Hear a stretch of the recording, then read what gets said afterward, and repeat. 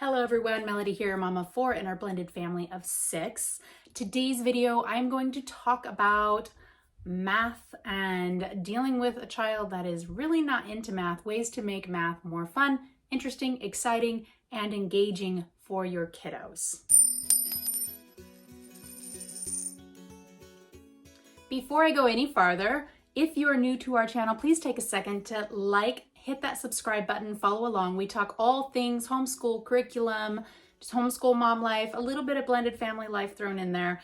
And I'm really excited about this community that we're building on YouTube.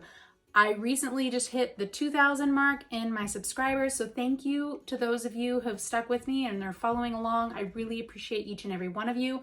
Make sure to throw a comment in that box below and let me know what your challenges have been with teaching math, or on the flip side, let me know what things have been really successful for you and your child as you've gone along in your math journey. At the end of the video today, I will be talking about 2 new resources that I've recently come across that I think that you're gonna love. I wanna share those with you, so make sure you stick to the end so that we can talk about those resources. If you caught my last video, we talked about dealing with resistant learners. We were talking about the why can children sometimes be resistant. Today's video is going to be specific to math and talking about the how. How can we move forward if we're having challenges with math specifically? I chose math for 2 reasons. First reason is because it's a common subject that you hear a lot of negative feedback about. The second reason is because I have a child that is significantly resistant to math.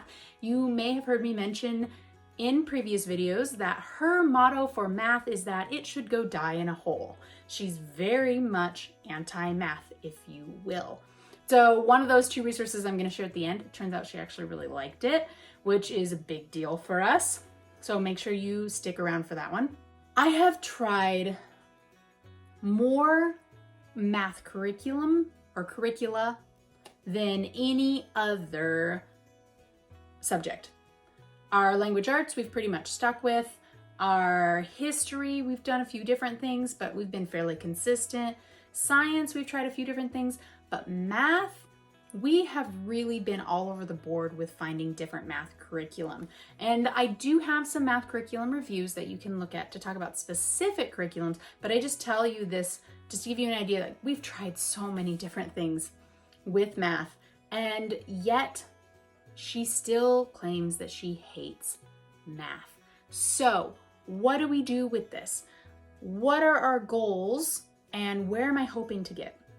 I have come to the conclusion that a lot of the reason why she hates math might be because of my poor approach to the subject in the beginning. So hopefully you can avoid developing this hatred for math like I have, and then you don't have an issue. My other child, however, she really likes math. Sometimes she says she doesn't like math. I'm not sure. But she's always asking, can I play math games? Can I do this? Can I do that? And when it comes to a math problem, she's usually excited to solve it or work through it. So I know that she likes math. So I don't know, maybe it wasn't all me. Maybe it's just personality. I don't know. The fact is, we are where we are. First thing that I think I could have done differently. When it comes to basic education, I really focused on the 3 R's, reading, writing, and arithmetic. Yes, I know they don't all start with R, but hopefully you've heard that saying, the 3 R's. And reading and writing, they're interconnected somewhat. Those are basic skills that everybody needs. Arithmetic, math, also a basic skill that everyone needs. And so we have focused on these 3 from the beginning of our homeschool journey. I think that in the beginning, I really focused on a curriculum. We had a curriculum and a package. We were more school at home focused. And so those first bits of math that the prisoner experienced were very stereotypical as far as math instruction goes. And that's just not how she learns. I think if I had started off with a curriculum that was a little more out of the box and focused more on how she learns. Like recently I've discovered Life of Fred, which is not a completely secular curriculum, but honestly, if I could go back in time, I'd probably use something more like that just because she may not be as resistant to math now if she had been able to do it more through literature. I definitely would have incorporated more math games. I did have a video about games and game schooling where I showed you all kinds of games. A lot of those were math games, so I'm not going to go over specific games with you. But just so you know, there are a lot of learning games out there and many math related games. If you can incorporate gameplay into your math with your child from a young age, and math isn't always on a piece of paper that they're having to complete, I think you might have more success because it's not quite as boring for them. I always liked math, which I think is another problem in how I approached math. For me, having a math problem on a page is like a puzzle. I enjoy solving the puzzles. I think Bean is more of that learning style. She does look at it more like that way, so she enjoys that. The Prisoner doesn't. And so to me, I was like, oh, well, math is fun. I don't need to do anything extra to make it fun. But I was thinking about me and not about her and her approach.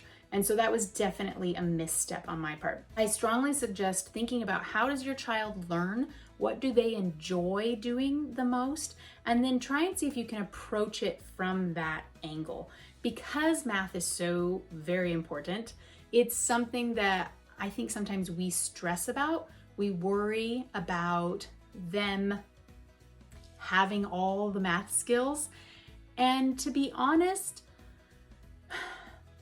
if I had waited a little bit longer with math and approached it when she was ready, which again, we talked about in that resistant learner video, then I think that might have helped as well.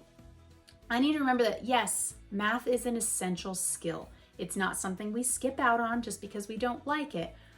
But at the same time, I need to ask, what do we really need to know in this moment and where are we going with this? From a very young age, we don't know what our children want to be when they grow up. Occasionally you'll get a kid that is passionate about something and they will follow through and eventually they will make a career or a lifestyle out of that something because they are so passionate about it. For the most part, our very young children in particular, we have no idea what they're going to be when they grow up. So we want to set them up with a broad platform, if you will, of options. We want to make sure that they have the skills that can go in many different directions. And so math-wise, we want them to know as much math as they might need no matter what direction they go. But food for thought.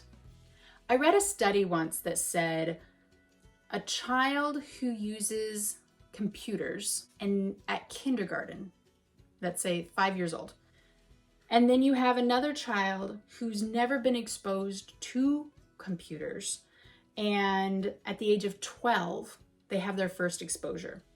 Within 6 months, that 12-year-old will match the skills of the child who's been on a computer since they were 5.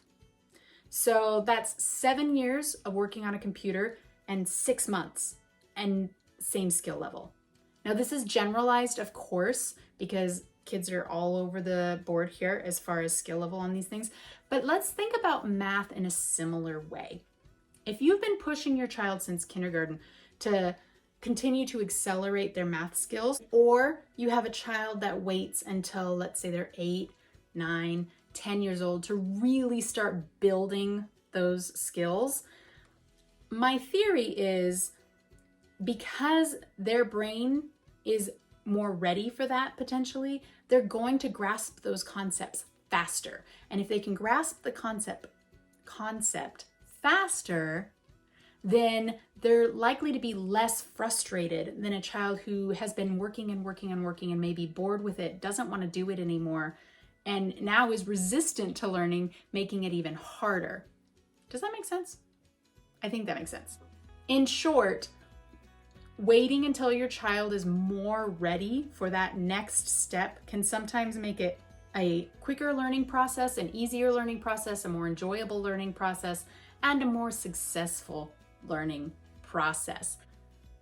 Remember that Math is in all the things we do. If you are counting with your kids, singing songs with your children, playing music, music is a big one. If your child picks an instrument, let's say the piano or the drums, oh, Prisoner said she wanted the drums and I am not ready for that. Guitar, the ukulele, the flute, or what's the one, the recorder, the simple little recorder that they have them do in elementary school, sometimes in the public schools. All of those musical instruments, learning music is engaging the same parts of your brain that you use for math. And if your child is spending time doing music, maybe that they enjoy, instead of doing a math worksheet, then as they get older and you start introducing those math worksheets, math concepts, it's going to come a lot easier for them, most likely. We can talk through things, adding, subtracting, multiplying, all of these things in our day-to-day. If we bake with our child, if we play games with our child, all of these basic math skills, we can teach our children, our very young children, without curriculum. You want to talk about shapes, you want to talk about numbers, you want to talk about patterns, you want to talk about even complicated math concepts without it being something on a piece of paper in a book. Spending time with your child, engaging, build something together, make a birdhouse together, do some drawings together. Math and art can be a great connect if you have a child that likes art. Forcing worksheets at a young age is not necessarily going to help you with your math. I wish that I had accepted that earlier and understood that earlier, and I think we would have been a lot further along in our math journey if I had. Unfortunately, that ship has sailed, and so I do have a child that dislikes math, and we do have to work forward in math. And sometimes I get stressed about it because she's an accelerated learner when it comes to English language arts and reading and writing, her understanding of history, that kind of stuff. And so sometimes I expect her to be at that same level with her math, but I need to remind myself that's my expectation. That's not reality. If she's here in one subject, it's okay if she's here in another subject. It's not a comparison. One's not better than the other. It's just where she's at. And so with your children, if you can acknowledge where they're at and then just work from there. If your child can understand basic math skills, and that includes in my mind basic algebra and basic geometry, they're going to have everything they need mathematically. Worrying about trigonometry or calculus or some of these upper level math classes, I really feel is non-essential unless it's something your child's interested in. And frankly, even if they show no interest in it, and then you're like, but what if someday they need this for their career path? They will learn it. They will learn it when they need it. If they can get their basic math skills down, you are fine. They are fine. We as parents need to stop worrying about the what ifs. At some point, their education is their own responsibility. As long as we set them up with a really good base and a healthy understanding of those basic skills, they can build that wherever they want to go. The key is if we destroy their love for learning and we take the joy away from learning or crush their desire to want to investigate further, we're hindering them a lot more than if we had just not taught them trigonometry. Does that make sense? I hope it does. If you have a child that's resistant to math, there are a lot of great math curricula out there, and hopefully you can find one that works well for you. Yes, I do think math is a non-negotiable. We have to work on math. It's not something we can just ignore. But my question for you is, what does that look like? What does it have to look like? If you have math resources, like we have kind of set up our math differently this year. We have a whole stack of math resources. We have various math curricula, and the prisoner knows that we need to work on math and make progress in math. And that's it. If she doesn't finish a particular curriculum, I'm not worried about it. if she's making progress in math and she's learning to work through it and enjoy it and solidify those basic math concepts, we're good to go. She's a smart kid. She's gonna get what she needs when she needs it. She's chosen physics for science. Physics and math are really interconnected. So as she comes across those math problems that are related to physics, instead of looking at it as a math problem that she's already determined is bad, because she says, I don't like math no matter what, even when she does, then she's not seeing it as math, she's seeing it as science. And so she's like, oh, okay, well, I'll do it. It's fine. I'll learn this, no problem. So really it's a mindset for her that we're working through and trying to get past that block. There are some math have-tos that people, I think, get stuck on. I'm gonna use your multiplication tables for an example. Some people will say, oh, they have to know their multiplication tables. They absolutely have to. If they don't learn that, that's a building block for everything else. What if they don't know and don't have their multiplication tables memorized? What will happen? Guys, I don't have my multiplication tables memorized. I went to 6 different schools in the 3rd grade when we learned those. I don't remember much of anything from the 3rd grade. Never memorized my multiplication tables, but I know how to multiply. And you give me a math problem, even an advanced math problem, I can solve it with no issue. Not knowing my multiplication tables has never held me back from anything I've ever wanted to do. It's never stopped me from solving a math problem because I know how to get the answer. I might have to stop and think for a second, but then I got it. Not having it memorized and being able to produce the answer instantly has not impacted me in a negative way at any point in my life. So why does it matter if we spend all this time memorizing our multiplication tables? Why? I mean, if somebody can give me a good answer on why that is so vitally important, drop it in the comment box below and let me know, because I, for the life of me, can't figure it out.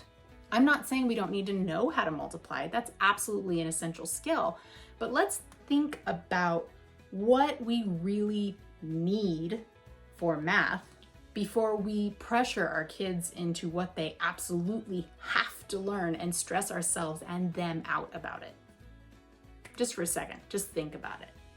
All that being said, in the interest of making math enjoyable, I have tried really hard to incorporate more and more fun math activities into our homeschool. I shared a lot of those games with you in the game schooling video, but I have 2 new items that have come across my desk that I wanted to share with you. The first one is a card game. This is from a newer company that is developing math cards, and it's called Slam Bango. They sent me the Addition Level 1 and, oh, I got it upside down,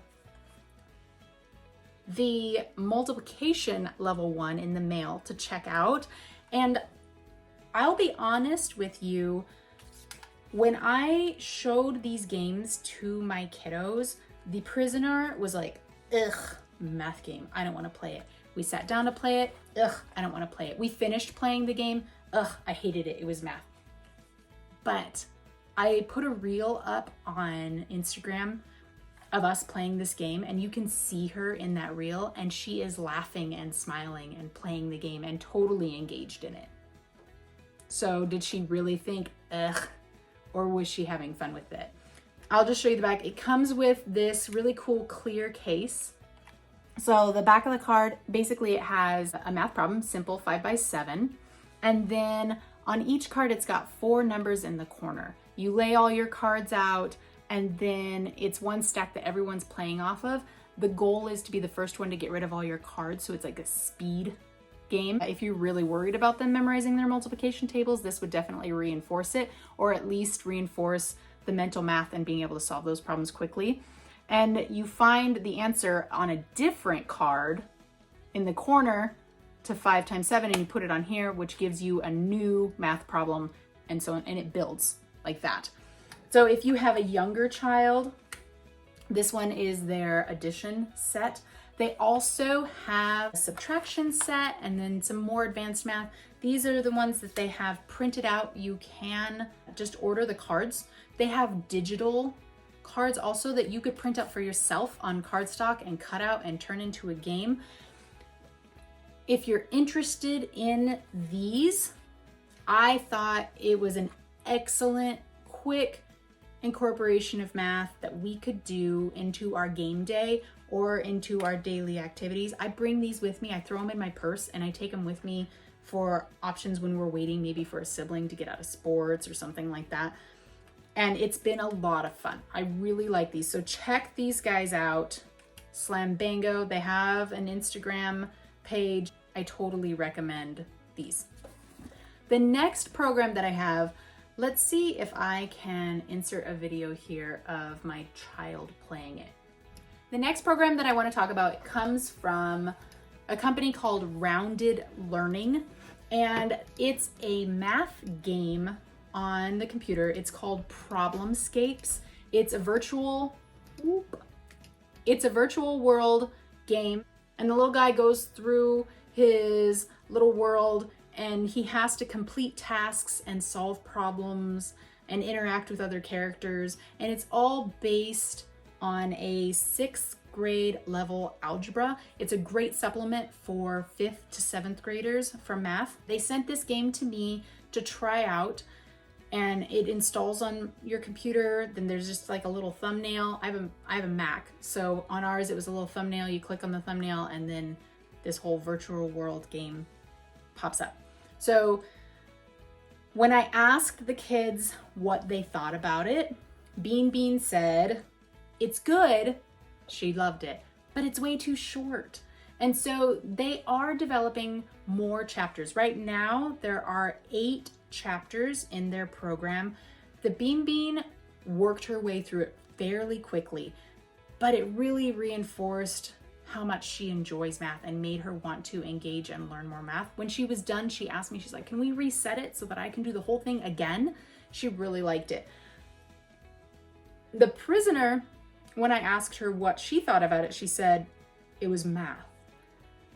Again, her standard response to anything. At the same time, while she was invested in playing the game, she came up to me on a Saturday when we were doing no schoolwork and said, hey, Mom, she said it actually really quietly, she didn't want anyone else to know, can I go play Problemscapes?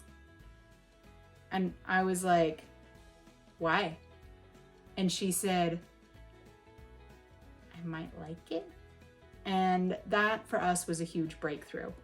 The fact that she was asking me to go do a math activity for she didn't have to. There was no requirement that she completed this program. I just told her to check it out and see if she liked it. And she went through and completed all 8 chapters of her own free will just because she wanted to. It was a great reinforcement of the algebra concepts that we had been talking about. And in the past, she's been resistant to asking for help with her math problems, but she was so invested in playing the game and moving along with her character that when she came across something that was challenging, she would ask me to come over and she wanted me to work through it with her so that she could figure it out and move along in the game. That was a big deal for us.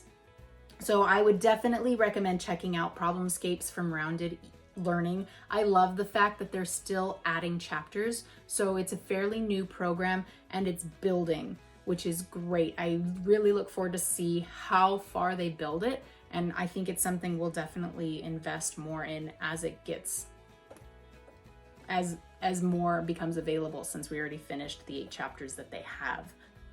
If you have a great math supplement or curriculum or resource that you want to share, please drop that in the comment box below. Follow along on Instagram at Homeschool Happy Hour, and I will try and post pictures, videos, reels of things that we're doing along the way, and a lot of times that is math-related materials. Life has been really busy here in our neck of the woods. That first month of the school year is always a lot for us as we get into the new groove, but I'm gonna keep trying to get some videos out for you guys, and I'm excited to get your feedback. So thank you for following along. Thank you for being a part of this community, and I will catch you next time.